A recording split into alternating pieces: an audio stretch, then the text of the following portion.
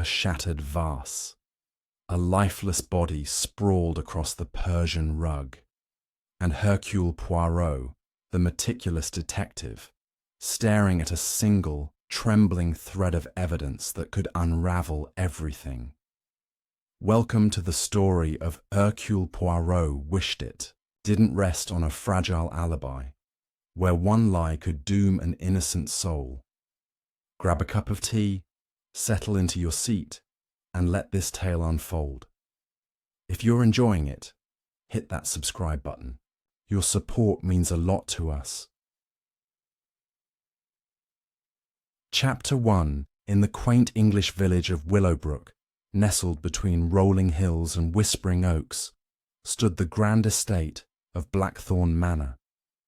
It was a place where secrets festered like damp rot in the walls, and on a foggy autumn evening in 1935, those secrets erupted into murder.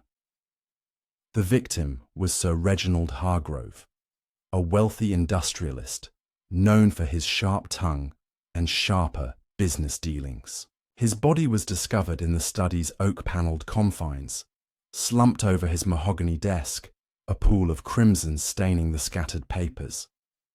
A heavy crystal decanter shattered on the floor suggested a struggle, or perhaps a staged accident. But the real puzzle lay not in the weapon, but in the alibi that everyone swore by, a fragile construct built on half-truths and hurried whispers. Hercule Poirot arrived at Blackthorn Manor the next morning, his trademark moustache twitching with anticipation. Invited by Scotland Yard after the local inspector bungled the initial questioning, Poirot stepped from his chauffeured car with the precision of a man who saw chaos as merely unsolved order. The air was thick with the scent of wet earth and wood smoke, and as he ascended the stone steps, flanked by his ever-loyal companion Captain Hastings, Poirot murmured, "Mon ami, this case, it smells of deceit, non? Like a poorly baked soufflé, it will collapse under the slightest pressure." Inside, the household buzzed with a mix of grief and suspicion. Lady Eleanor Hargrove, Sir Reginald's widow, greeted them in the drawing room, her porcelain skin pale against the black morning gown. She was a woman of refined elegance, with silver-streaked hair pinned in a chignon, but her eyes darted like a cornered fox. "Inspector Japp wired you came," she said, her voice steady but laced with an undercurrent of strain. "Reginald was taken too soon. We were all here last night, playing bridge after dinner. No one left the house." Poirot nodded politely, his keen eyes absorbing the room's details, the crystal chandelier casting prisms on the velvet settee, the faint scent of lavender from a vase of wilting flowers. Hastings, ever the straightforward Englishman, cleared his throat. "Lady Hargrove, we're sorry for your loss, but we must ask, who was present during the evening?" She listed them methodically. Herself, her nephew Victor Langford, the young secretary Miss Amelia Thorne, the butler Mr. Wilkins, and Dr. Harlan Graves, a family friend who had dined with them. "We were all accounted for," she insisted. "The bridge game started at 9, and Reginald retired early, around 10, complaining of a headache. He was found at midnight by Wilkins." Poirot's interest peaked at the timeline. "And the doors? They were locked, oui? No one could enter from outside?" "Precisely," she replied. "The manor is secure. It's an inside job, they say, but that's impossible. We all have alibis." As Poirot and Hastings toured the study, the detective's gloved fingers traced the desk's edge, noting the overturned inkwell and the single glass of whiskey untouched beside the body. "See here, Hastings," Poirot said softly. "The blood. It sprays in an arc, suggesting the blow came from behind. But the door was ajar when the body was discovered. Curious, no?" Hastings frowned, jotting notes in his pocketbook. "Blunt force. Trauma from the decanter, I suppose. But who? Everyone claims they were in the drawing room. Their first interview was with Victor Langford, Lady Eleanor's nephew, a lanky man in his 30s with a dissipated air and a silk cravat askew. He lounged by the fireplace, nursing a cigarette. His alibi the sturdiest of all, or so he thought. Aunt Eleanor dealt the cards at 9 sharp. Victor drawled, exhaling smoke. I bid hearts. Amelia trumped with spades, and the doctor grumbled about his hand. We played until 11, then called it a night. Uncle Reggie was already tucked away. Poirot leaned forward, his eyes like twin lasers. Monsieur Langford, you are fond of the cards, yes? But tell me, did Sir Reginald owe you money? Or perhaps you owed him? Victor's face tightened, but he laughed it off. Business is business, Poirot. Reggie was tough, but family sticks together. I was winning at bridge. Ask anyone. Next came Miss Amelia Thorne, the secretary, a sharp-featured woman of 25 with ink-stained fingers and a no-nonsense bob haircut. She fidgeted with her notebook in the conservatory, surrounded by potted ferns that seemed to eavesdrop. I type Sir Reginald's letters, handle his schedule, she explained briskly. Last night I was at the table the whole time. Lady Eleanor can vouch. I even fetched more sherry at 10:30. Poirot tilted his head. Mademoiselle, you are efficient, I see. But efficiency can mask haste. Did Sir Reginald confide in you? Perhaps a letter he wished burned. Her cheeks flushed. He trusted me with everything, but nothing incriminating. The alibi holds. We never left the drawing room. Dr. Harlan Graves, a portly physician with a booming voice and a medical bag, always at hand, met them in the library. His alibi mirrored the others. The bridge game, uninterrupted. I checked on Reggie once, around 10:15, he admitted, polishing his spectacles. He was alive, grumbling about stocks. I returned to the game. Eleanor won the rubber. Poirot's moustache quivered. Doctor, you are a man of science. Alibis are like diagnoses. Sometimes symptoms deceive. Finally, Mr. Wilkins, the butler, stood ramrod straight in the servants' hall, his face impassive as polished silver. I served drinks until 10, sir, he stated, then cleared the table. Master was found at midnight when I brought his nightly cocoa. The household was abed. Poirot circled him slowly. You see much, Wilkins. Ears to the ground, eyes to the walls. Did you hear an argument? A creak in the night? Nothing, sir. All was quiet. By luncheon, Poirot had gathered the threads, a unified alibi pinning everyone to the drawing room from 9 to 11, with Sir Reginald alone thereafter. Yet something gnawed at him, the fragile nature of memory, the ease of collusion. Over a simple meal of cold cuts and bread in the dining room, he confided in Hastings.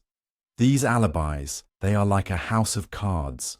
One puff of wind, and poof! But which wind? As afternoon shadows lengthened, Poirot requested the bridge scorecards, examining the bids and tricks with forensic care. Victor had indeed won 2 rubbers. Amelia lost steadily. The doctor blundered a finesse, and Lady Eleanor played conservatively. But a discrepancy emerged. A missing hand, the 11th, scribbled hastily as if added later. Hastings, look. The times, they do not align perfectly. Someone stepped away, perhaps. Hastings shrugged. People get up for smokes or drinks. It's normal. Normal? Poirot echoed, his voice rising. Murder is not normal, mon ami.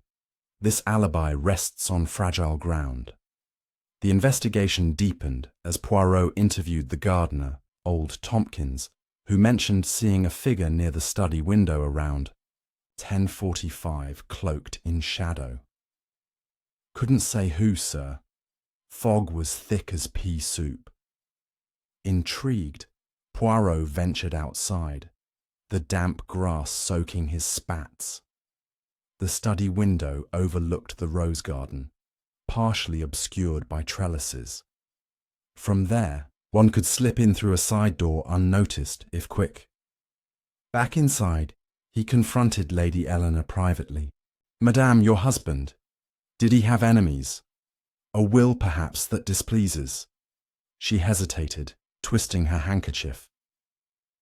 "Reginald updated it last month. Victor inherits the mills, Amelia a small legacy, the doctor, nothing substantial. But we were content." Poirot's mind whirred. Motives simmered. Victor's gambling debts, rumoured at £5,000. Amelia's rumoured affair with Sir Reginald, whispered by the maids. The doctor's unpaid loans from the industrialist. Even Wilkins, suspected of pilfering silver. Yet the alibi bound them, unbreakable, or so it seemed.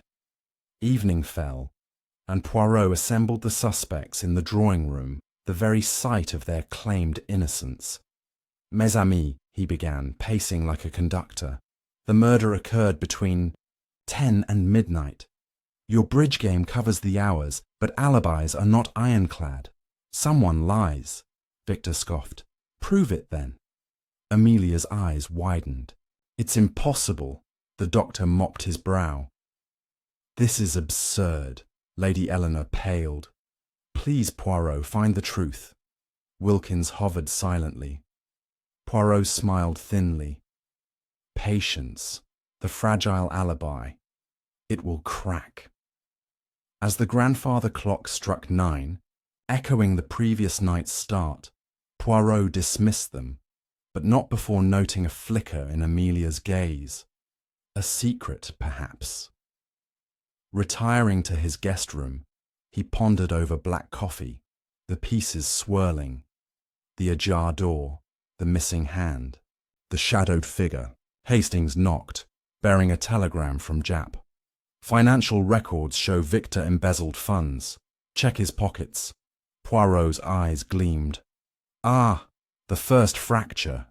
But dawn brought a twist. Miss Thorne was found weeping in the conservatory, a crumpled letter in hand. "Sir Reginald was going to dismiss me," she confessed tearfully. "I loved him, but I didn't kill him." Poirot comforted her gently. "Love is blind, mademoiselle, but truth sees all." By mid-morning, whispers spread. The alibi was under siege.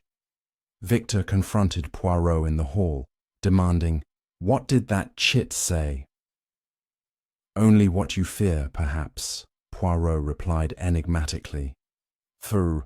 Detective delved into the study safe, uncovering ledgers revealing discrepancies, funds siphoned by Victor, love letters from Amelia, a promissory note from the doctor.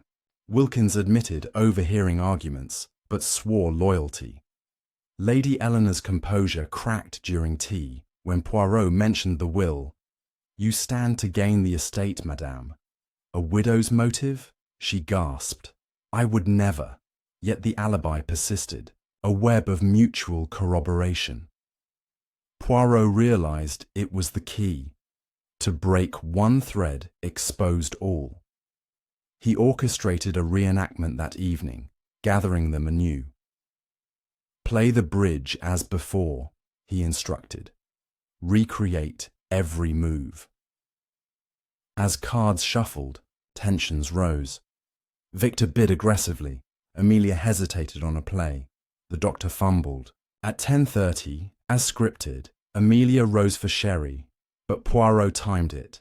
3 minutes to the study and back. "Enough for a blow?" "No," she protested. "I poured and returned." But the doctor's hand trembled. I stepped out once. For air." A lie unravelled. Victor admitted fetching cigarettes, gone 5 minutes. Lady Eleanor confessed to checking on Reginald briefly. Wilkins had polished silver nearby. The alibi, once solid, now frayed. Poirot pounced. See, fragile as spun glass, each absence a window for murder. Accusations flew. Victor blamed Amelia, she the doctor. Chaos reigned until Poirot silenced them. The true killer used these gaps, but the decanter, fingerprints will tell. Forensic wait ensued, but Poirot's intuition pointed inward. The shadow in the garden. A red herring. The real fragility lay in trust. As Chapter 1 closes, the manor pulses with dread. The alibi teeters, and Poirot inches toward the heart of darkness. What secrets will the night yield? Chapter 2. The morning mist clung to Blackthorn Manor like a shroud, and Hercule Poirot stood in the rose garden, his polished shoes damp from dew. He examined the study window where old Tompkins had seen a shadowy figure, but the trellises revealed no broken stems, no footprints in the soft earth. The detective's mind churned. If no outsider breached the manor, the killer was indeed among the household. Inside, the air crackled with unease as the suspects gathered for breakfast, their eyes avoiding one another over porcelain teacups and silver platters of kippers. Poirot, sipping his café au lait, observed their silent tells. Victor's twitching fingers, Amelia's bitten lip, Dr. Graves's forced joviality, Lady Eleanor's rigid posture, and Wilkins' unreadable gaze. Poirot decided to shift tactics, focusing on the physical evidence. He requested Inspector Japp, who arrived by noon with a forensic kit, to dust the crystal decanter fragments for fingerprints. The study, now cordoned off, became a stage for truth. Japp, a burly man with a penchant for straightforward policing, grumbled as he worked. Poirot, this lot's tighter than a drum. They all swear by that bridge game. You sure about this fingerprint business? Certain, mon ami, Poirot replied, his eyes gleaming. The hands that touch the weapon will speak louder than their words. While Japp processed the shards, Poirot interviewed the maid, Clara, a nervous girl with freckles like scattered stars. She hovered in the kitchen, wringing her apron. I didn't see nothing odd, sir, she stammered. But I heard raised voices from the study before 10 when I was setting out the sherry. Glasses, Sir Reginald and someone, sounded cross. Poirot's moustache twitched. A man or a woman, mademoiselle? Clara blushed. Couldn't say, sir. The door muffled it, and I scurried off. This new detail, a heated argument, added a layer to the puzzle. Poirot returned to the drawing room where the bridge table still stood, cards neatly stacked. He picked up the score pad again, noting the 11th hand's irregularity. The handwriting, he realized, matched Amelia's precise script, but the ink smudged as if written in haste. Confronting her privately in the conservatory, he held up the pad. Mademoiselle Thorne, this hand, it was added later, oui? Why? Amelia's eyes widened, her fingers clutching her pearl brooch. I just tidied the scores. It's nothing sinister, Monsieur Poirot. Tidying can hide truths, he said softly. You loved Sir Reginald. Did he reject you that night? She shook her head fiercely.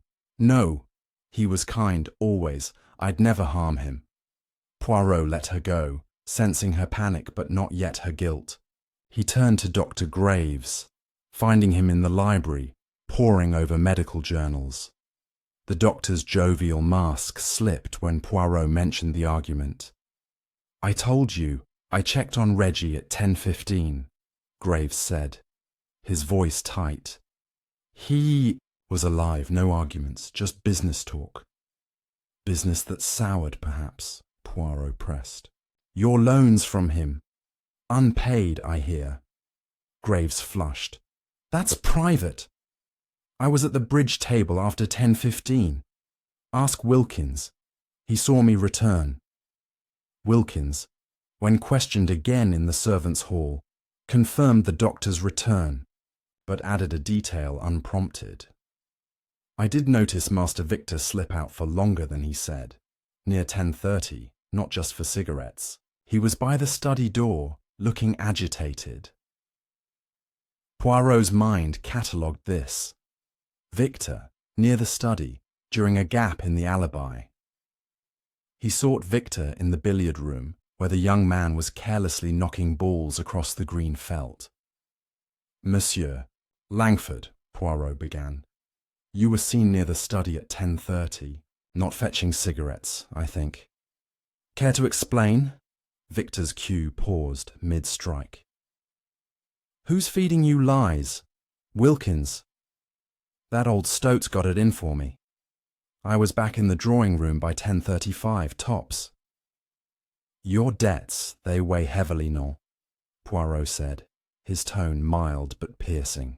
Sir Reginald's ledgers show you took thousands. Did he threaten to cut you off? Victor slammed the cue down. He was my uncle. I'd never... Look, I was at the table. Eleanor saw me. Lady Eleanor, when approached in her private parlour, was less certain. Her hands trembled as she poured tea.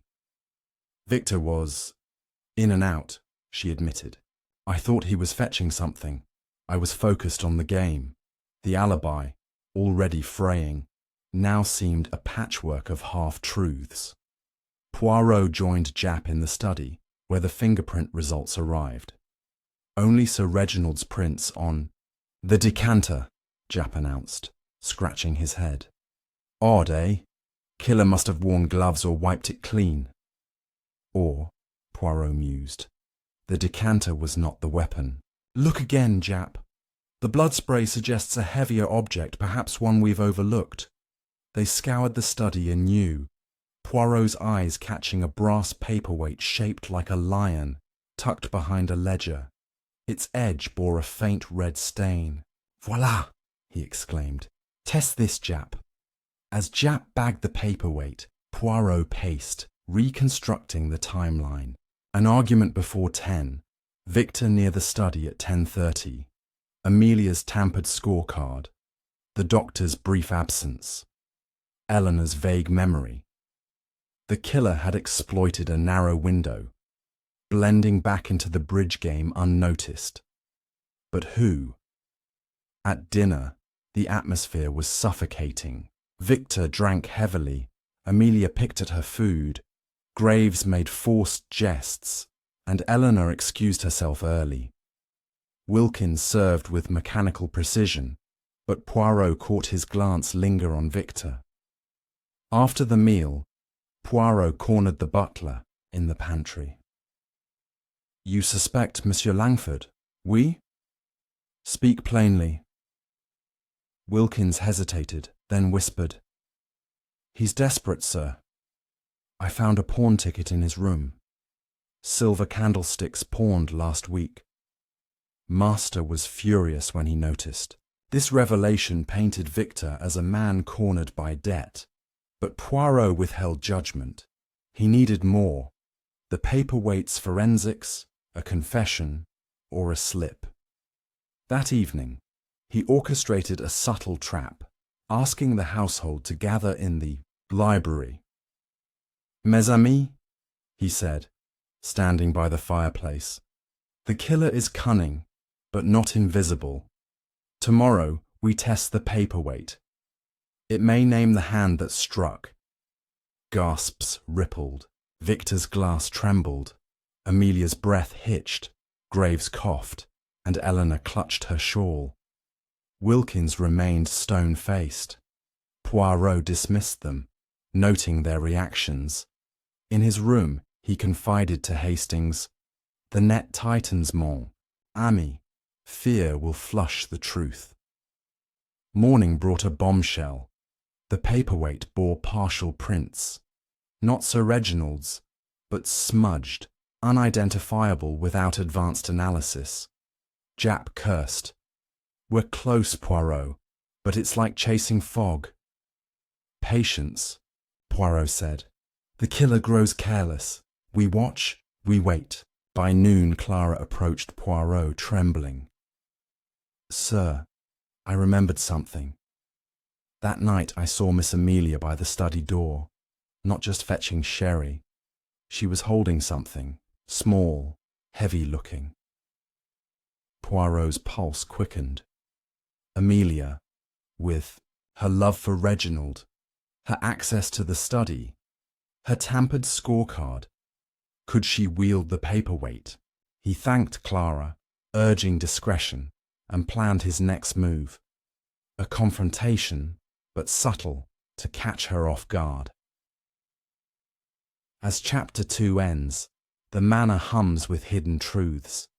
The paperweight looms as a silent accuser, and Poirot's little grey cells work overtime. Will Amelia crack, or is another shadow lurking? Chapter 3. The sun barely pierced the heavy clouds over Blackthorn Manor, casting a grey pallor over the estate as Hercule Poirot stood in the conservatory, surrounded by the scent of damp ferns. His mind was a whirl of connections. Clara's sighting of Amelia near the study, the smudged prints on the brass paperweight, and the fragile web of alibis now riddled with holes. Today, he resolved to corner Amelia Thorne, whose nervous demeanour and altered scorecard hinted at secrets deeper than love. But first, he needed to test the waters, to stir the household's simmering tensions without tipping his hand. Poirot began the morning by requesting a private meeting with Amelia in the manor's small morning room, its walls adorned with faded floral wallpaper. She arrived promptly, her hands clasped tightly, her eyes shadowed from sleeplessness. "Monsieur Poirot," she said, her voice a forced calm, "have you found something new?" "Perhaps, mademoiselle," Poirot replied, his tone gentle but probing. "A witness places you near the study, holding a heavy object, not just sherry. Care to clarify?"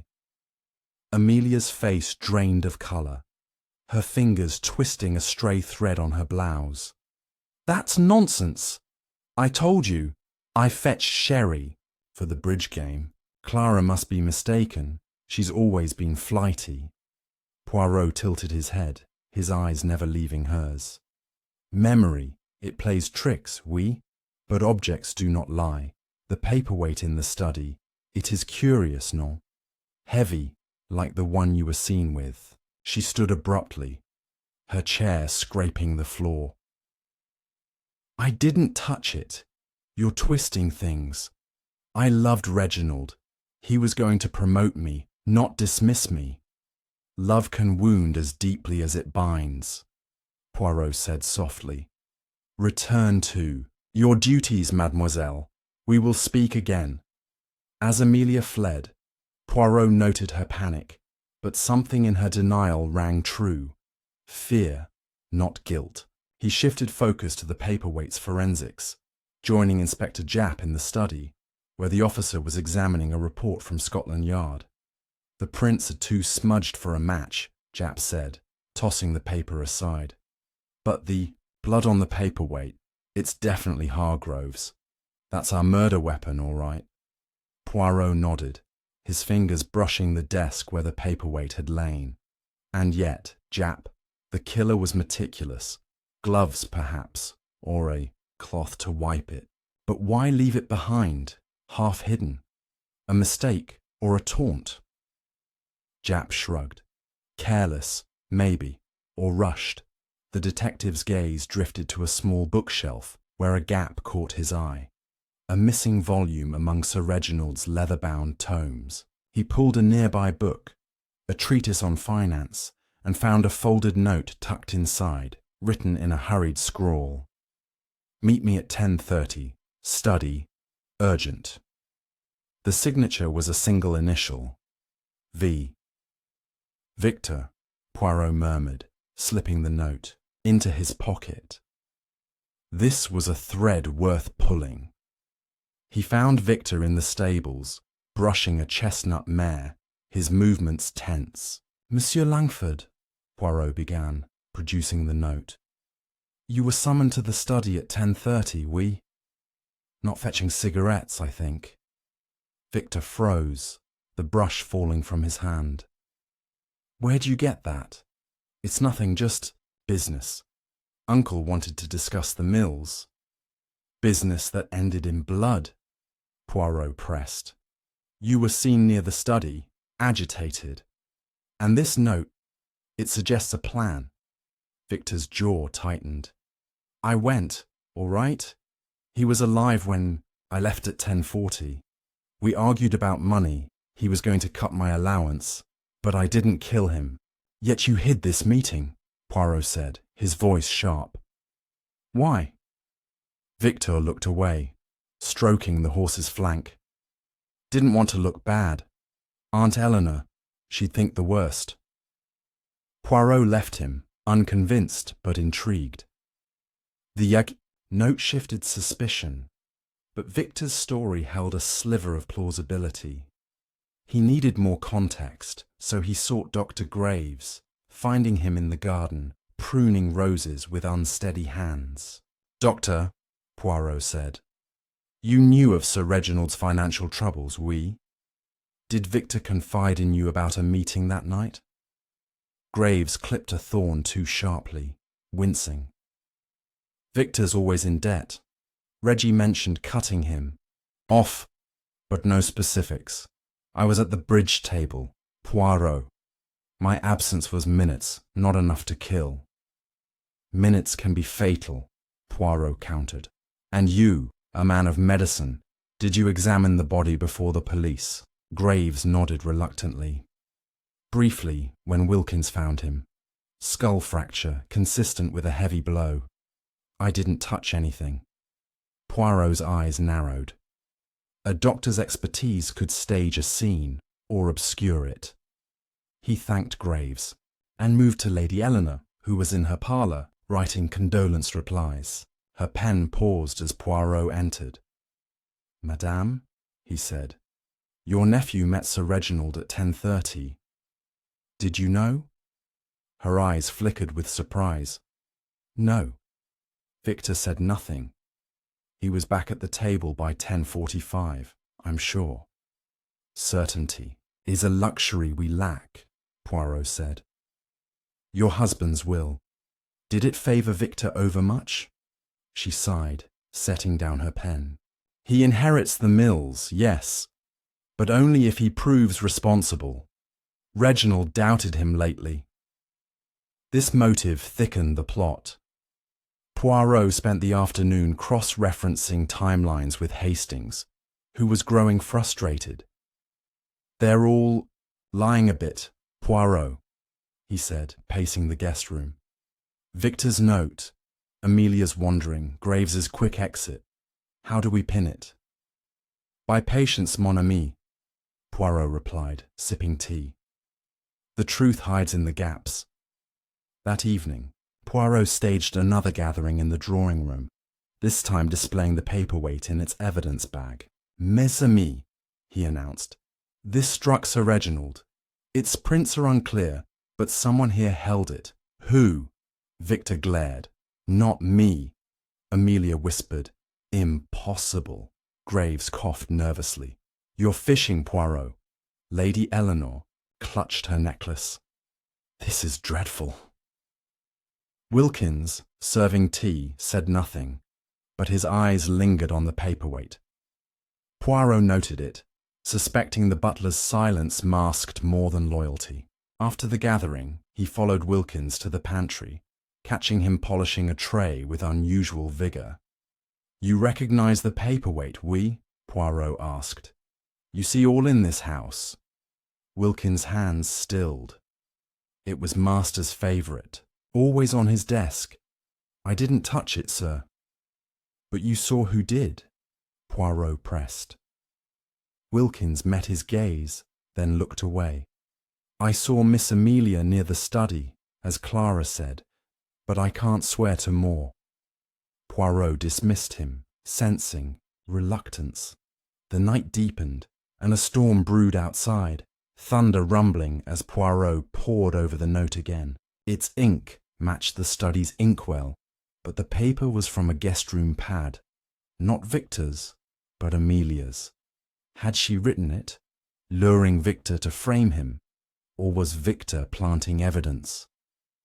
By midnight, a scream pierced the manor. Hastings and Poirot rushed to the source, Amelia's room. She stood trembling, pointing to her desk, where a second note lay. Confess, or worse follows. No signature. Poirot's heart raced. The killer was active, tightening the noose. He calmed Amelia, promising protection, and tucked the note away. Someone fears your truth, mademoiselle, he said. Sleep lightly. As Chapter 3 closes, the manor trembles with threats and hidden hands. The paperweight accuses, the notes multiply, and Poirot edges closer to a dangerous truth. Who will break first under the storm's pressure? Chapter 4 rain lashed Blackthorn Manor, the storm's fury rattling the windows as Hercule Poirot sat in his guest room. The threatening note from Amelia's desk spread before him. Its stark words, confess or worse follows, were scrawled. In block letters, unlike the elegant initialed note summoning Victor to the study. The difference suggested either a second hand or a deliberate disguise, and Poirot's little grey cells hummed with possibilities. The killer, he sensed, was growing bold, their composure fraying under the weight of his scrutiny. With Amelia, shaken, and the household on edge, Poirot resolved to tighten the screws, probing motives and testing loyalties before the storm broke more than just glass. Morning brought a tense breakfast, the clink of cutlery sharp against the silence. Poirot observed the suspects. Victor slouched, nursing a hangover. Amelia sat rigid, her eyes red-rimmed. Dr. Graves buttered his toast with forced calm. Lady Eleanor stared into her tea, and Wilkins moved like a shadow, serving with mechanical precision. Poirot broke the quiet, addressing them all. Mes amis, a new note has appeared, threatening one among you. The killer fears exposure. Who here feels the weight of guilt? Victor snorted, tossing his napkin. More theatrics, Poirot? I'm tired of this game. Amelia's voice trembled. It was in my room. Someone's trying to scare me.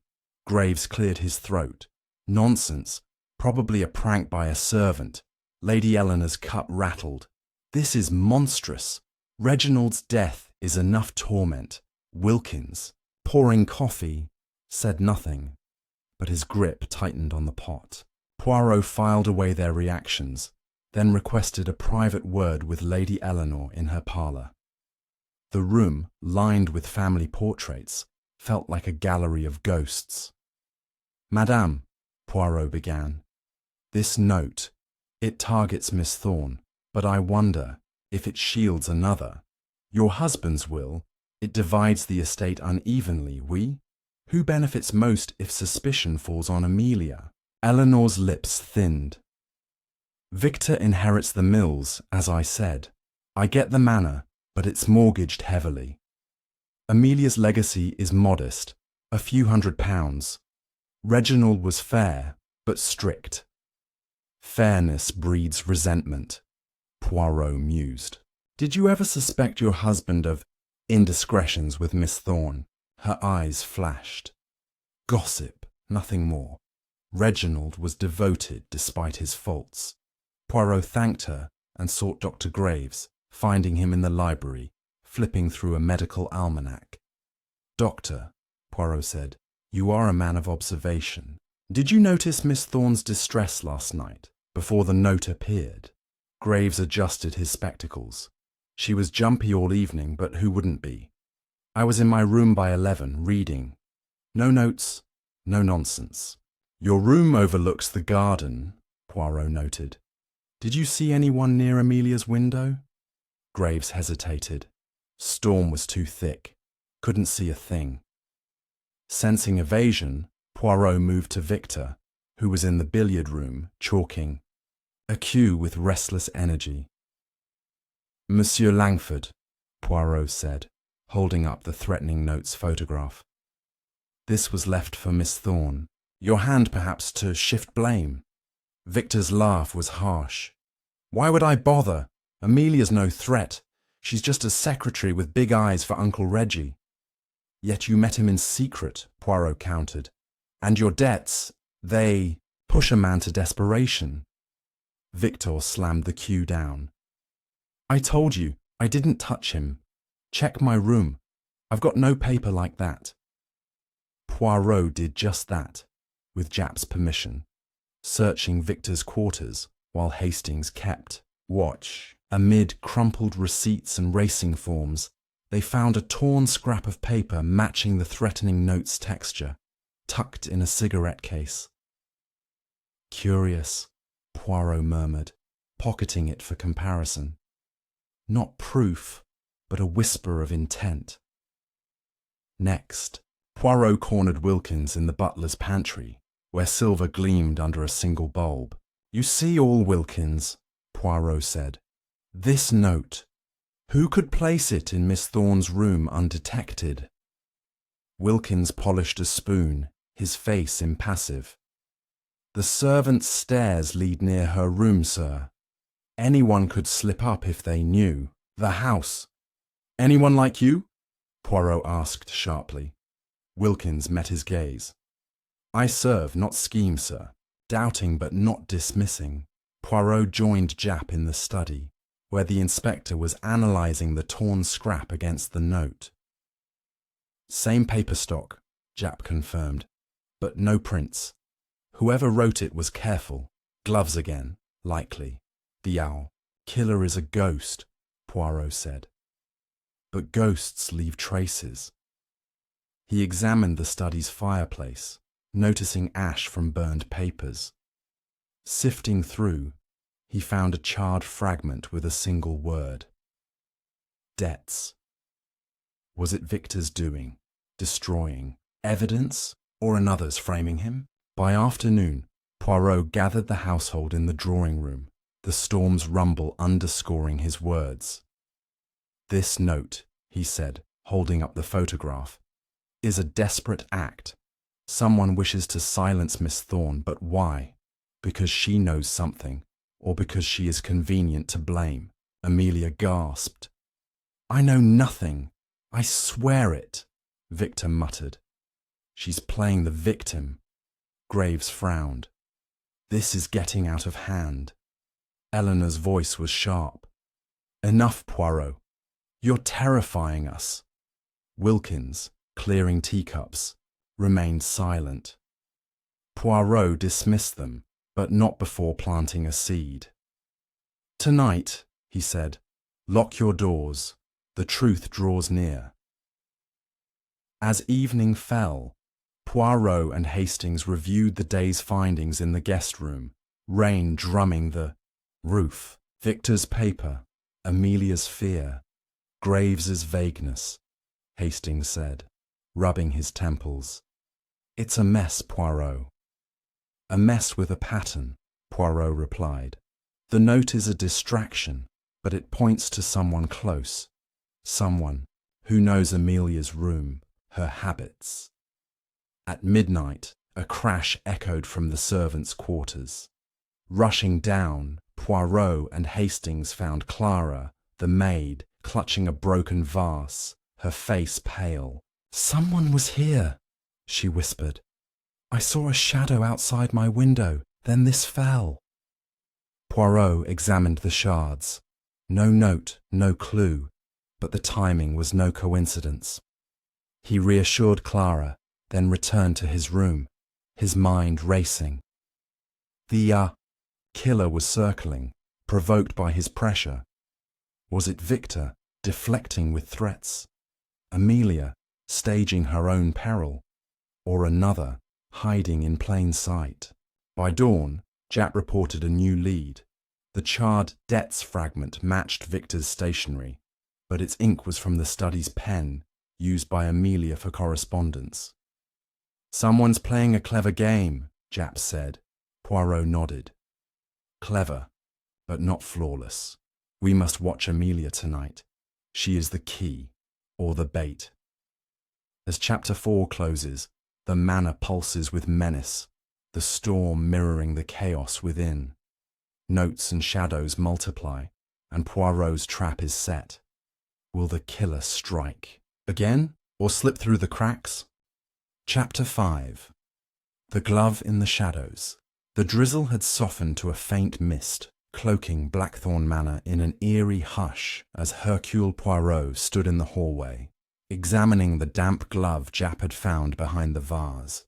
Its leather was worn, the faint ink smell suggesting it had been used to handle the threatening notes, or perhaps the murder weapon itself.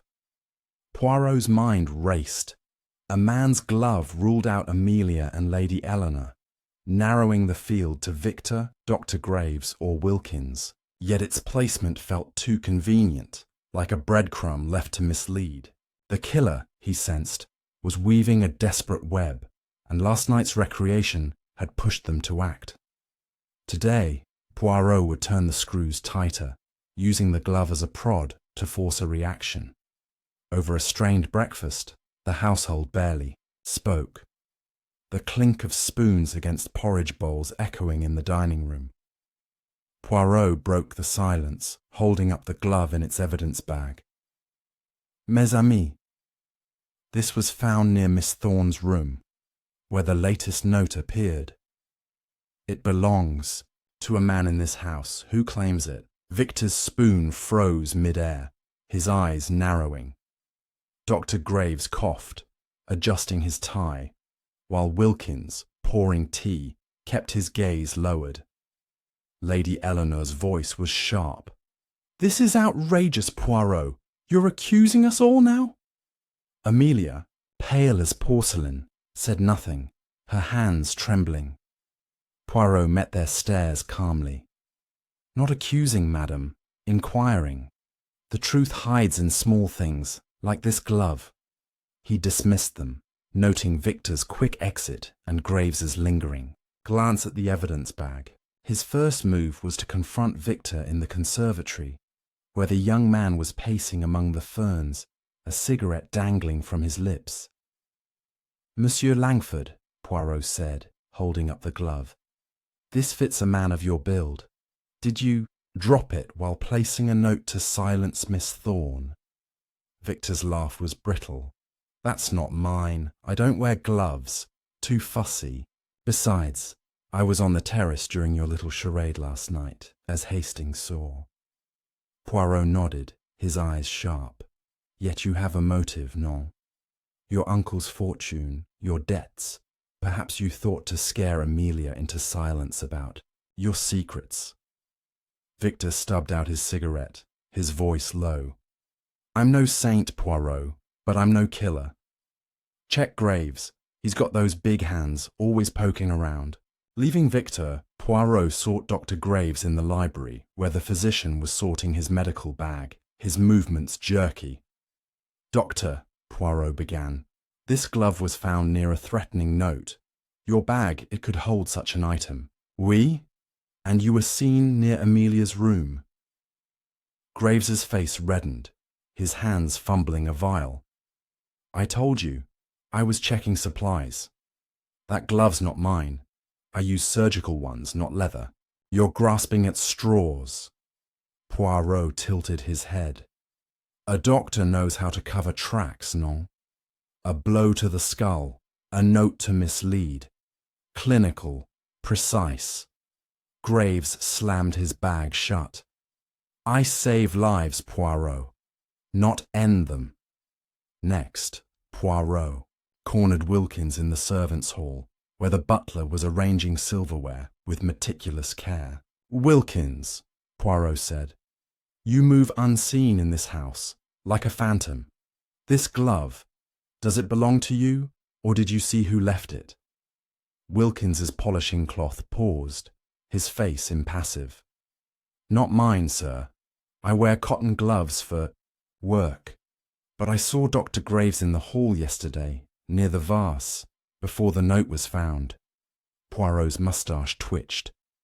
"You point to Graves, yet you know every corner of this manor. Could you slip a note, drop a glove, to shift blame?" Wilkins met his gaze steadily. "I serve, sir, not betray." Poirot joined Japp in the study, where the inspector was comparing the glove's leather to samples from the household. "No match yet," Japp said, frustrated. "But the ink smell, it's the same as the study's inkwell. Whoever wrote those notes used what was at hand." Poirot nodded, his eyes drifting to a small photograph on the desk. Sir Reginald and Victor at a hunting lodge, both in leather gloves. "Curious," he murmured. "A clue, or a plant." By afternoon, Poirot requested Clara's help again, meeting her in the kitchen. "Mademoiselle," he said, "you saw Dr. Graves near Amelia's room. Did he carry anything? Perhaps a glove?"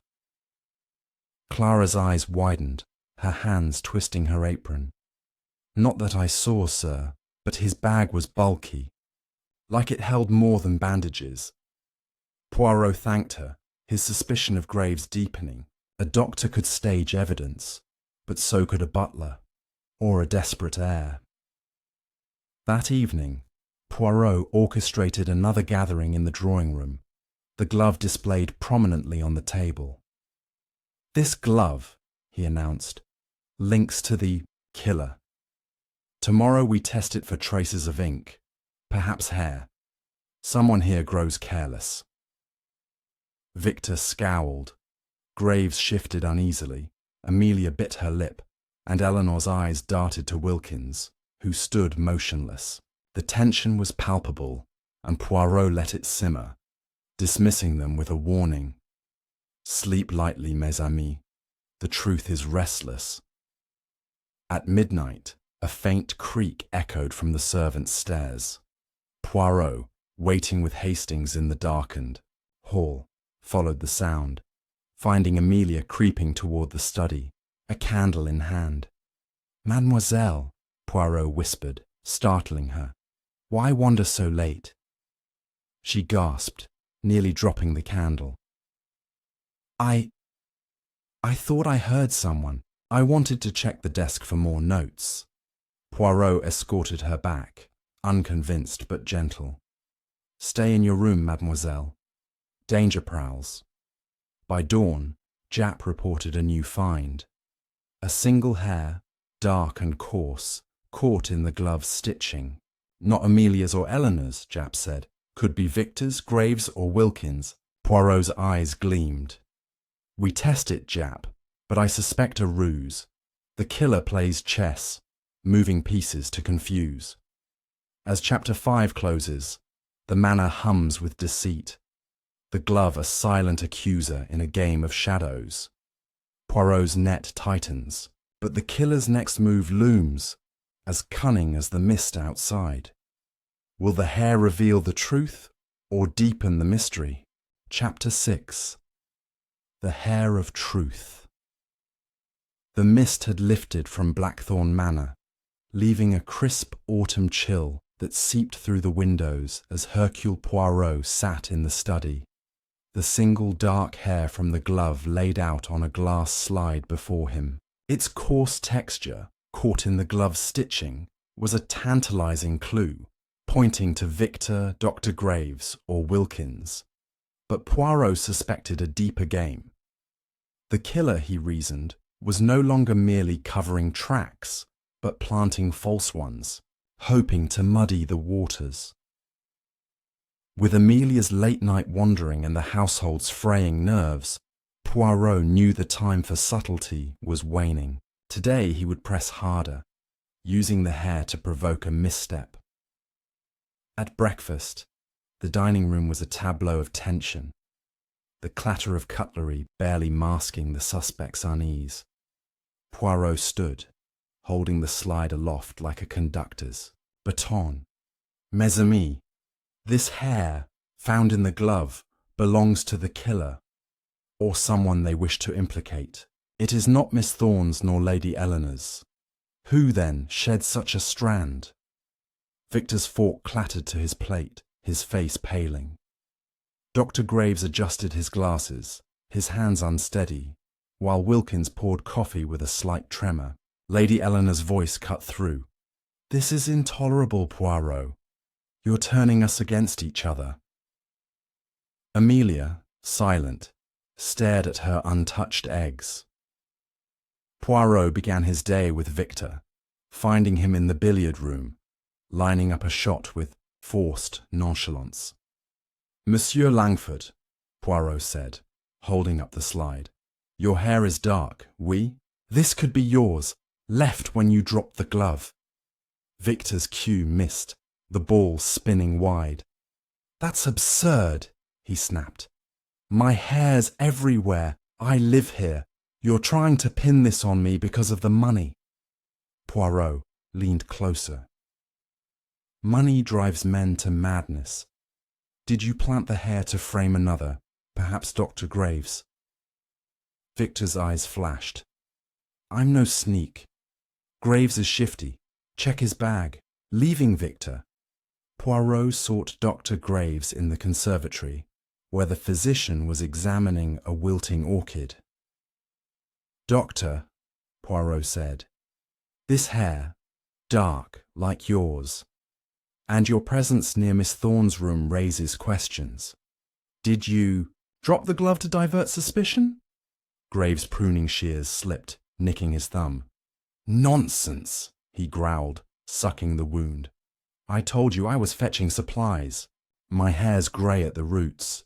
Tested if you like." Poirot noted the evasion, his suspicion growing. A doctor knows how to manipulate evidence, non? A hair, a glove, child's play. Next, Poirot confronted Wilkins in the pantry, where the butler was counting silver spoons with obsessive care. "Wilkins," Poirot said, "this hair could be yours. You know the manor's secrets, its passages. Did you place the glove to protect someone, or to accuse?" Wilkins' polishing slowed, his eyes meeting Poirot's. "My hair's thinning, sir, and lighter. I saw nothing but Dr. Graves near the vase that night. He's not what he seems." Poirot pressed. "You deflect, Wilkins. A loyal butler might hide a master's sin, or commit one." Wilkins shook his head, resuming his work without a word. Poirot joined Inspector Japp in the study, where a microscope awaited to analyze the hair. "It's human, all right," Japp said, squinting through the lens. "Dark, coarse, no dye. Could match Victor or Wilkins, but Graves's is greying. We need a lab for certainty." Poirot nodded, his fingers tracing the desk's scratch from the paperweight's drag. "The hair is a distraction, Japp. The killer knows we close in, so they scatter clues like leaves." Japp grunted. "Then why not burn the glove? Too risky. To leave it." A new lead emerged when Clara, the maid, approached Poirot in the kitchen, her voice a whisper. "Sir, I found something in the laundry. A handkerchief with ink stains, hidden in Dr. Graves's coat pocket." Poirot followed her to the laundry room, where the handkerchief lay, its corner smudged with the same ink as the threatening notes. "Merci, Clara," he said, pocketing it. The doctor's lies were piling up, but Poirot needed more than circumstantial threads. By afternoon, Poirot visited Lady Eleanor in her parlour, where she was sorting condolence letters. "Madame," he said, "this hair narrows our suspects, but your household hides truths. Did Dr. Graves confide in you about financial troubles with your husband?" Eleanor's pen paused, her eyes guarded. "He mentioned debts once, but nothing specific." Reginald trusted him as a friend. Poirot pressed. And you? Do you trust him? She hesitated, then said, He's been kind, but distant lately. Her ambiguity hinted at doubt, and Poirot filed it away. That evening, Poirot gathered the household in the library, the hair slide displayed beside the glove. This hair, he announced, points to a man among us. Tomorrow Scotland Yard will test it. The killer grows reckless. Victor muttered under his breath. Graves' face twitched. Amelia gripped her chair, and Eleanor's eyes darted to Wilkins, who stood impassive. The air crackled with fear, and Poirot let it fester, dismissing them with a nod. At midnight, a faint rustle came from the study.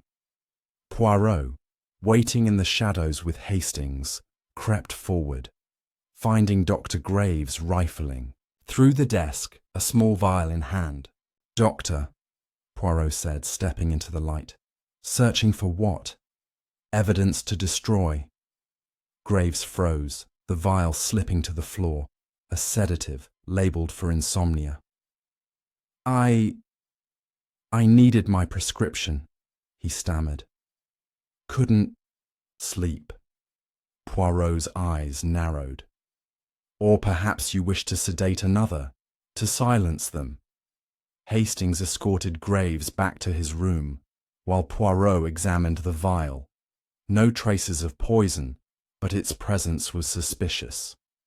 By dawn, Jappy reported the handkerchief's ink matched the notes exactly, and a faint residue of sedative was found on its edge. Graves is looking guilty, Japp said. But the hair, it's not his. Too dark. Poirot's moustache twitched. A clever man plants another's hair, Japp. Or a desperate one.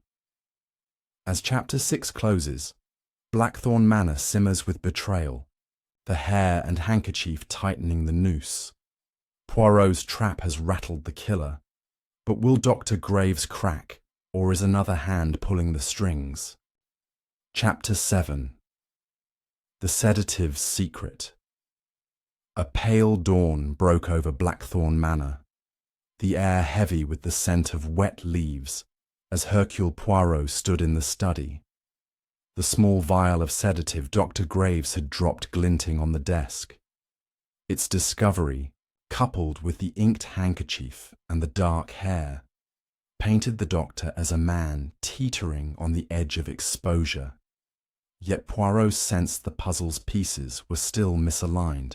The killer's desperation was palpable, their carefully laid plans unravelling under the detective's relentless scrutiny. Today, Poirot would pivot, using the sedative as a lever to pry open hidden motives, while watching for the slightest twitch that betrayed the guilty. The morning meal was a grim affair, the dining room thick with suspicion as the household picked at their toast and tea. Poirot stood, holding the vial aloft, his voice cutting through the silence. Mes amis, this sedative was found in the study last night, in the hands of one among you. Its purpose? Sleep, or something darker? Dr. Graves's face flushed, his fork clattering. Victor smirked, leaning back, while Amelia's eyes darted nervously. Lady Eleanor's voice was icy. This is beyond reason, Poirot. Are we all poisoners, now? Wilkins, clearing plates, kept his gaze averted, but his hands trembled slightly. Poirot began with Dr. Graves, cornering him in the conservatory amid drooping ferns.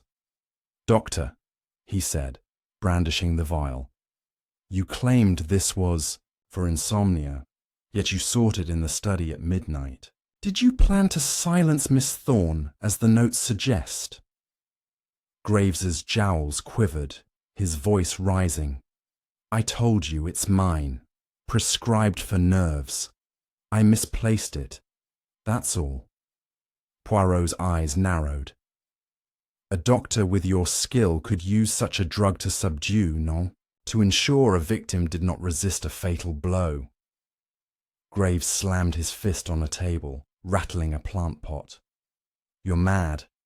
I was at the bridge table. Check the times.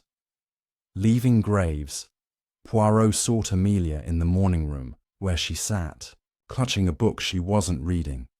Mademoiselle, he said gently, this sedative, did you ever see Dr. Graves administer it to Sir Reginald? Perhaps for his headaches. Amelia's fingers tightened on the book's spine. No, never. Reginald disliked pills, but Graves did offer me tea once, after a long day. I felt drowsy after. Poirot's moustache twitched. Drowsy, you say? When was this? She hesitated. A week before the murder. I thought it was fatigue. Her words hinted at a test run, and Poirot filed it away. Next, he approached Victor in the stables, where the young man was grooming a horse with restless energy. Monsieur Langford, Poirot said, this sedative could calm a man or kill him. Did you ever see Dr. Graves with it, perhaps discussing your uncle's health? Victor's brush paused, his eyes sharp. Graves was always fussing over Uncle Reggie pushing tonics. Maybe he slipped him something. But I didn't touch that stuff. Check my room. Poirot pressed. Your debts made you desperate. A sedated uncle would be easier to confront, non? Victor tossed the brush aside. I'm no chemist, Poirot. I argue with words, not drugs. Poirot found Lady Eleanor in her parlour, sorting through old photographs of Sir Reginald.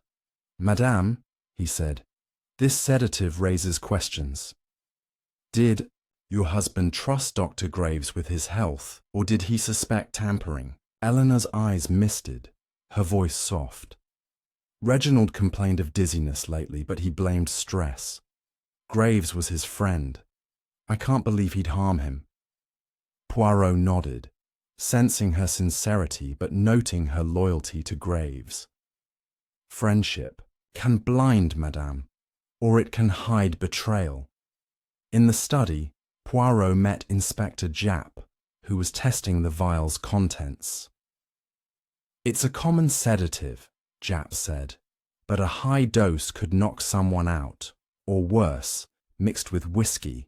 Poirot's eyes flicked to the untouched whiskey glass from the murder night, still on the desk. Test it, Japp, he urged. If it holds traces, we have a new thread. Japp nodded, sending the glass to Scotland Yard for analysis. By afternoon, Poirot questioned Wilkins in the servants' hall, where the butler was polishing candlesticks. Wilkins, he said, you served Sir Reginald's drinks. Did you ever see Dr. Graves near the whiskey, perhaps adding a drop? Wilkins' cloth slowed, his voice steady. I poured the whiskey myself, sir, at 10. Left it in the study. Dr. Graves was in the drawing room then. Poirot leaned closer. Yet you saw Graves near Amelia's room. And now this vial. You protect someone, perhaps? Wilkins's eyes hardened. I protect this house, sir, not a murderer. That evening, Poirot gathered the household in the drawing room, the vial and whiskey glass displayed like relics. This sedative, he announced, may have dulled Sir Reginald's senses, making him an easy target. Who among you had access to his drink? Graves protested. This is slander. Victor scoffed. Check the doctor's bag. Amelia whispered. I saw nothing. Eleanor's voice trembled. Please, Poirot, end this. Wilkins stood silent, his face a mask. As they dispersed, Poirot noticed Wilkins linger, adjusting a candlestick with unusual care. Following him to the pantry, Poirot pressed, You know more, Wilkins. The whiskey. Did you see anyone tamper with it? Wilkins hesitated, then said, "I saw Miss Amelia near the study tray before 10, sir. She seemed nervous." Poirot's pulse quickened. Another thread tying Amelia to the scene, or another misdirection. At midnight, Japp burst into Poirot's room, holding a telegram from Scotland Yard. The whiskey glass, traces of sedative, mixed with Reginald's drink, enough to make him sluggish, not kill. Poirot's eyes gleamed. The killer planned Japp, sedated, struck, then vanished into the bridge game. Hastings, bleary-eyed, groaned. But who, Poirot? Graves, Amelia, Victor? Poirot smiled thinly. The one who moves next, mon ami. By dawn, a new discovery shook the manor. A small key, found in the study's fireplace ashes, its shape matching a locked drawer in Sir Reginald's desk. Poirot opened it, revealing a hidden ledger, entries showing payments to Dr. Graves, marked consulting fees, but suspiciously large. Blackmail, perhaps? Poirot mused, his net tightening. As Chapter 7 closes, Blackthorn Manor crackles with secrets, the sedative and key unveiling new layers of deceit. Poirot's trap is set, but will the killer's next move reveal them or tighten their grip? Chapter 8. The Ledger's Lies. The morning sun filtered weakly through Blackthorn Manor's heavy curtains, casting long shadows across the study where Hercule Poirot stood. The hidden ledger from Sir Reginald's locked drawer spread open before him. Its pages revealed substantial payments to Dr. Graves, labelled consulting fees, but suspiciously frequent, hinting at blackmail or a secret deal. The sedative in the whiskey, the key in the ashes, and now this ledger shifted the puzzles, frame pointing to a motive beyond mere inheritance. Poirot sensed the killer's panic rising, their careful mask slipping as his investigation closed in. Today, he would wield the ledger like a scalpel, cutting through lies to expose the heart of the crime. Breakfast was a silent ordeal. The household's eyes avoiding the ledger Poirot placed deliberately on the dining table. He broke the tension, his voice sharp. "Mes amis, this ledger shows Sir Reginald paid Dr. Graves large sums. For what? Medical advice or silence?"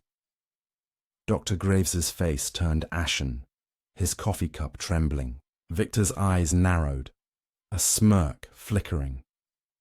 Amelia clutched her napkin while Lady Eleanor's voice was brittle. "Reginald never mentioned this. It's preposterous." Wilkins, serving toast, kept his gaze low, but his hands betrayed a slight shake.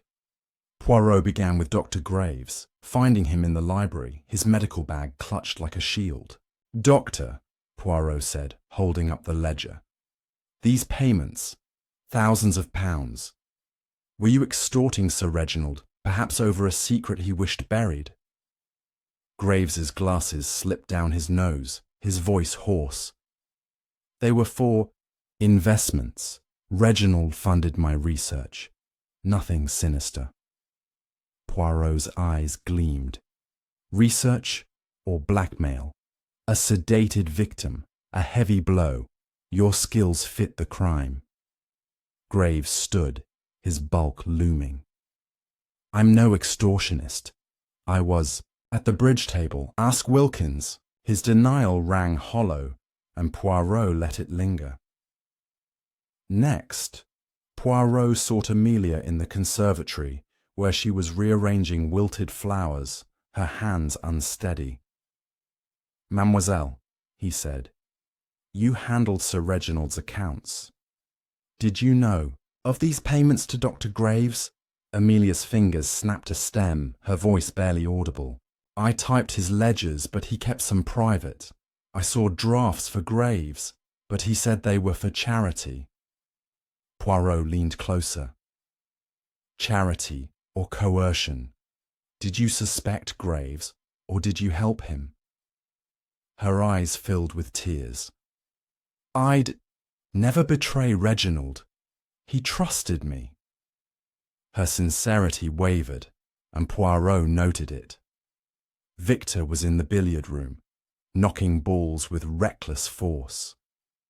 Monsieur Langford, Poirot said, this ledger shows your uncle's wealth drained to Graves. Did you know, or did you resent his secrecy? Victor's cue paused, his grin cold. Uncle Reggie was tight-fisted. If Graves was bleeding him, good riddance. But I didn't kill him. Check Graves's accounts. Poirot pressed. Your debts made you desperate.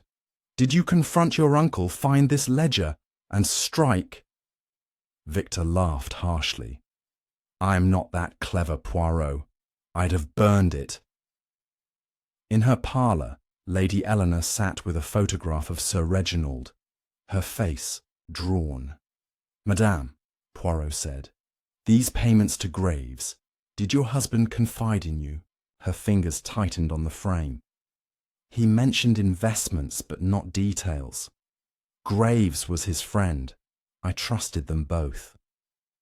Poirot's voice softened. Trust can blind. Did you suspect Graves of betrayal? She shook her head, but her eyes betrayed doubt, and Poirot sensed a crack in her loyalty. Poirot joined Inspector Japp in the study, where the inspector was cross-referencing the ledger with bank records. Graves received £10,000 over a year, Japp said, whistling. No sign of research, just deposits to his personal account.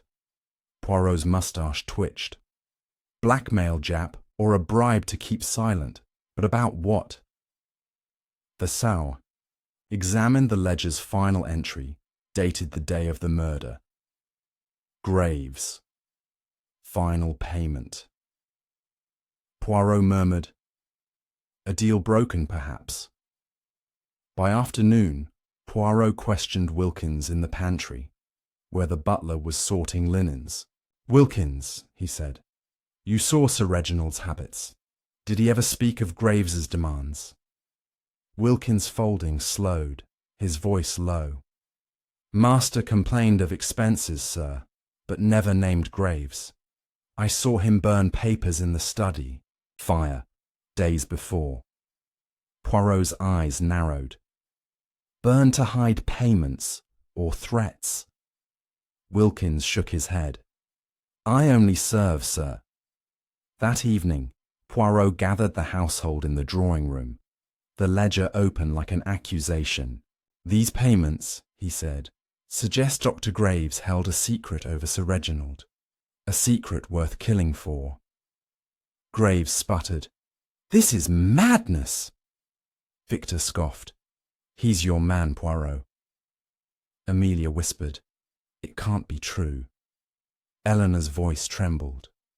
Reginald, what did you hide? Wilkins stood silent, his eyes on Graves. As they dispersed, Poirot caught Wilkins lingering, adjusting a lamp.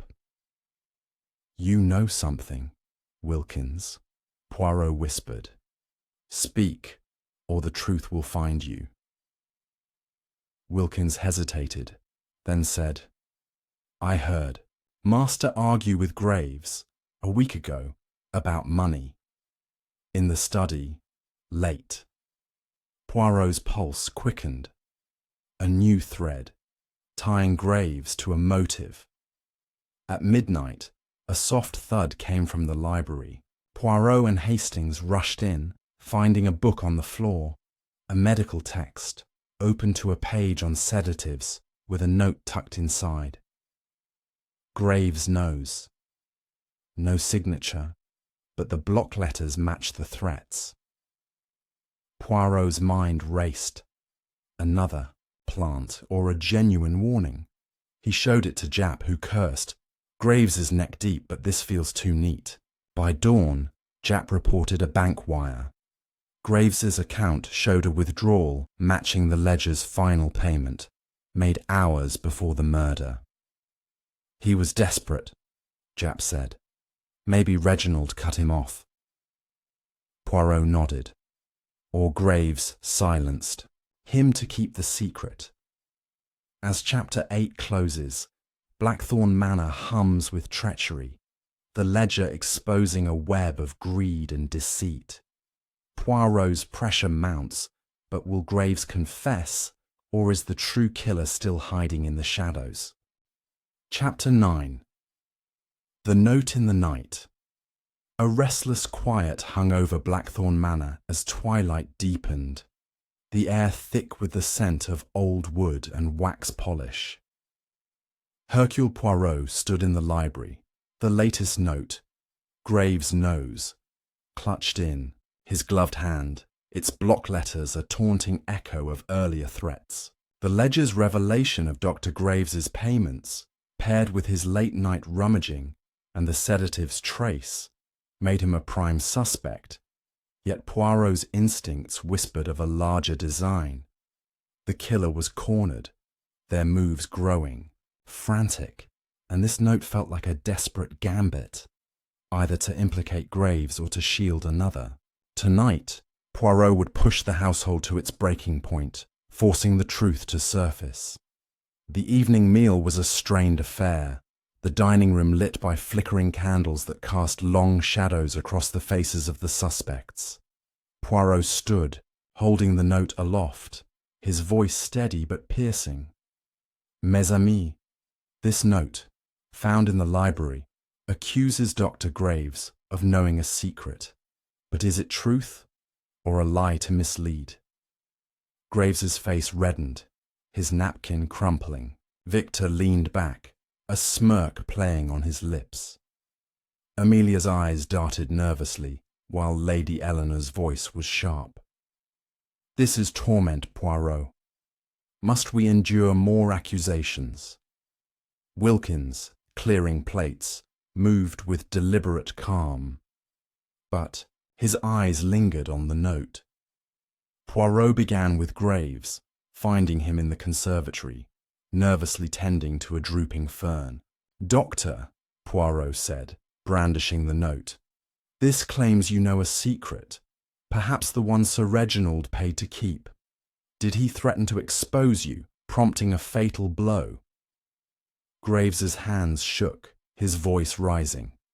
This is a setup. I took payments for investments, not blackmail. I was at the bridge table. Wilkins saw me. Poirot's gaze was unrelenting. Yet you sought a sedative in the study, and your account shows a withdrawal before the murder. Explain. Graves sank into a chair, defeated. I owed debts. Yes, but I didn't kill him. Next, Poirot approached Amelia in the morning room, where she sat twisting a handkerchief. Mademoiselle, he said, this note targets Graves, but you were near the library last night. Did you place it to shift blame? Amelia's eyes widened, her voice trembling. No, I was in my room, terrified after the last threat. Graves, he always seemed too close to Reginald. Poirot pressed gently. Close enough to drug him, perhaps. You saw the whiskey tray. Did Graves linger near it? She hesitated, then nodded. Once before dinner, he was by the study door, adjusting his bag. Her words tightened the noose around Graves, but Poirot sensed fear, not deceit. Victor was in the stables, polishing a saddle with restless energy. Monsieur Langford, Poirot said, this note accuses Graves, but your stationery matches earlier threats. Did you write it to frame him? Victor's laugh was sharp. Why bother? Graves is sinking himself. I was in the drawing room all night. Ask Eleanor. Poirot leaned closer. Your debts tied you to your uncle's fortune. Did you see Graves as a rival or a scapegoat? Victor tossed the cloth aside. I don't play games with notes. If I wanted Graves out, I'd say it. In her parlour, Lady Eleanor was arranging flowers, her hands unsteady. Madame, Poirot said, this note suggests Graves held a secret over your husband. Did you suspect him of betrayal? Eleanor's vase wobbled, her voice low. Reginald trusted Graves, but lately he was distant, worried about money. I thought it was the mills. Poirot's eyes narrowed. Did you ever see Graves with the ledger or near the study's whiskey? She shook her head. No, but he was always hovering, offering advice. Her doubt was palpable, but Poirot sensed she was holding back. Poirot met Inspector Japp in the study, where the inspector was examining the notes paper under a magnifying glass. Same stock as Victor's, but the ink's from the study. Again, Japp said, frowning. Graves is looking guilty, but this feels staged. Poirot nodded, his fingers brushing the desk's edge. The killer wants us to chase Graves, Japp, but the truth lies in their haste. They found a faint smudge on the note's corner, wax, matching the library's candles, suggesting it was written there. By afternoon, Poirot questioned Wilkins in the servants' hall, where the butler was polishing a tray. Wilkins, he said, you saw Dr. Graves near the study often. Did he ever handle the whiskey or speak of secrets? Wilkins' cloth paused, his voice steady. I saw him by the tray once, sir, before the bridge game. He seemed distracted, but I never heard talk of secrets. Poirot pressed. You, protect this house, Wilkins. Are you shielding Graves or another? Wilkins met his gaze. I shield no murderer, sir. That evening, Poirot gathered the household in the library, the note displayed beside the ledger. This note, he said, is a cry from a cornered soul. Dr. Graves, it names you, but I suspect a ruse. Who here seeks to hide behind it? Graves protested. I'm innocent. Victor muttered. He's done for. Amelia whispered. It's too much. Eleanor's voice trembled. Find the truth, Poirot. Wilkins stood silent, his eyes on the floor. As they dispersed, Poirot noticed Amelia linger, her fingers brushing the library's candlestick. He followed her to the corridor, whispering, Mademoiselle, you were here last night.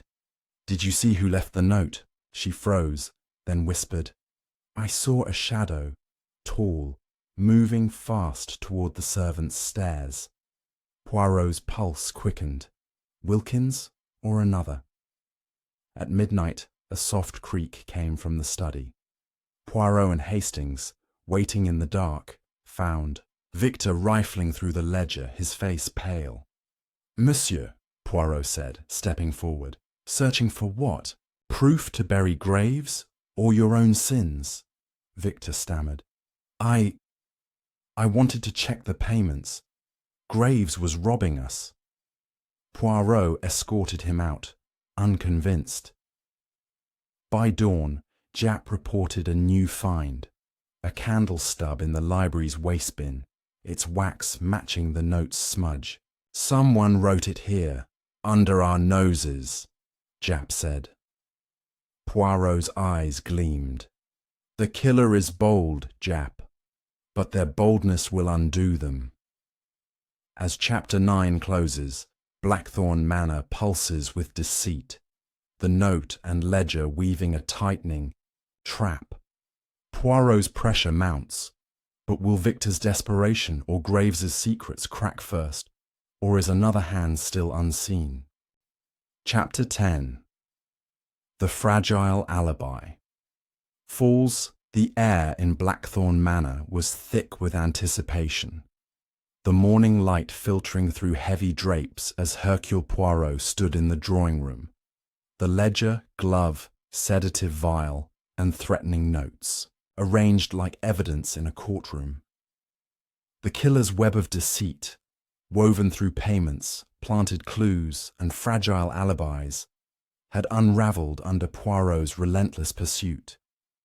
Today, he would confront the household one final time, exposing the murderer who had struck Sir Reginald Hargrove and tormented Amelia with threats. The truth, Poirot knew, lay in the smallest details, and his little grey cells had pieced together the puzzle.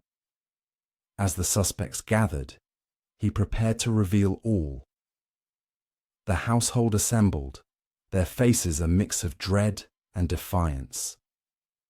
Victor slouched, his eyes bloodshot. Amelia clutched a handkerchief, her gaze fearful. Dr. Graves adjusted his glasses nervously. Lady Eleanor sat rigid, her hands clasped, and Wilkins stood by the door, his expression unreadable. Poirot began, his voice calm but commanding. Mes amis, Sir Reginald's murder was a crime of precision, masked by a fragile alibi. The bridge game, the sedative, the notes, all were threads in a tapestry of lies. Today, that tapestry falls. He held up the ledger. This shows payments to Dr. Graves, suggesting blackmail. Yet you, Doctor, claim they were for investments. Graves nodded, his voice strained. They were. Reginald funded my work. Poirot's eyes narrowed. But the final payment, withdrawn hours before his death, was never received. Why? Graves stammered. He changed his mind. Poirot turned to the glove. This, found near Miss Thorne's room, held a dark hair. Not yours, Doctor, nor Miss Thorne's, nor Madame Eleanor's. It points to Monsieur Langford or Wilkins. Victor snorted. Not mine. I don't sneak around. Wilkins remained silent, his eyes steady. Next, the sedative vial. This dulled Sir Reginald's senses, making him easy prey. Dr. Graves, you had access, yet Miss Amelia saw you near the whiskey tray. Amelia nodded, trembling. He was by the study before dinner. Graves protested. I was checking supplies. Poirot held up the notes. These threats targeted Miss Thorne, written on Victor's paper with study ink. Yet the block letters suggest a disguise. Who sought to silence her? Amelia whispered. I saw a shadow, tall by the servants' stairs. Victor muttered. Graves, obviously. Poirot paced, his voice rising. The alibi was the key, a bridge game from 9 to 11, yet each of you left briefly. Victor to meet your uncle at 10:30, as the note proved. Graves for a book. Madame Eleanor for a headache. Miss Amelia for sherry. Wilkins to the kitchen. These gaps allowed a murder between 10 and midnight, with the paperweight as the weapon. He paused, facing Lady Eleanor. Madame, you claim devotion to your husband, yet you knew of his financial strain. Did you suspect Graves's payments? Eleanor's voice trembled. I trusted Reginald's judgment. Poirot nodded, then turned to Victor. You, monsieur, faced ruin without your uncle's fortune. Did you strike to secure it? Victor's fists clenched. I argued, yes, but I left him alive. To Amelia, Poirot said, your love for Sir Reginald was real, but your tampered scorecard and presence near the study raise questions. Amelia sobbed. I only loved him. Poirot's gaze softened, then hardened as he faced Graves. You, Doctor, had motive. Blackmail payments cut off. Your sedative dulled the victim. Graves shook his head, sweating.